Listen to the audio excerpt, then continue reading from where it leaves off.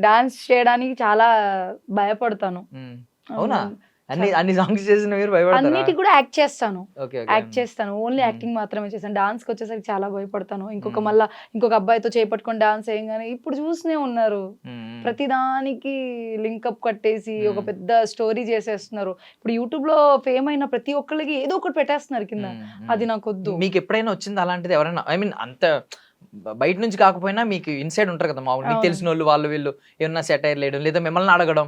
ఏమన్నా ఉందా మీ ఇద్దరికి అన్నట్టు అడగడం. లేదంటే మీ వెనక మాట్లాడుకున్నట్టు మీకు తెలియడం. ఇలాంటివి ఏమైనా జరిగినాయా? అలా నేను నా చెవులతో అయితే ఎప్పుడు వినలేదు. వినలేదు. హ్యాపీ. నేను అందరితో సేమ్ సేఫ్. ఆ! ఉంటాను. ఇప్పుడు ఒకవేళ మీతో వింటే ఏం చేసేవారు?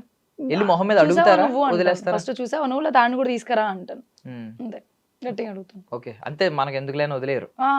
మీ మీ అటెన్షన్‌కొస్తే మాత్రం ఖచ్చితంగా ఇప్పుడు అడుగుతారు. నా లైఫ్ మీద ఇంపాక్ట్ పెడుతుంది అంటే పక్కనోడిది నేనెందుకు వదులుతాను? హ్మ్. తన్ని కూడా హ్మ్. తాగుతాను. హ్మ్. ఇప్పుడు నేను అంతే మరి. అంతే. అంతే. ఆ! ఈ బోత్ ఆర్ ఈక్వల్ అబ్బా. కరెక్ట్. నేనొచ్చాను బతకడానికి, మీరు వచ్చారు బతకడానికి. ఇక హ్మ్. నువ్వు నన్ను బ్లేమ్ చేసేస్తుంటే, నువ్వు హ్మ్. మంచోడివి నువ్వు ప్రూవ్ చేసుకుంటే ఎప్పుడైతే ఒకళ్ళ గురించి నలుగురికి చెప్తాడో ఆడే పెద్ద అది. హ్మ్. అసలు ఆ అమ్మాయి ఎవరి గురించి ఏం మాటలు ఎత్తదు చూసారా? హ్మ్. ఆ అమ్మాయి మంచిది.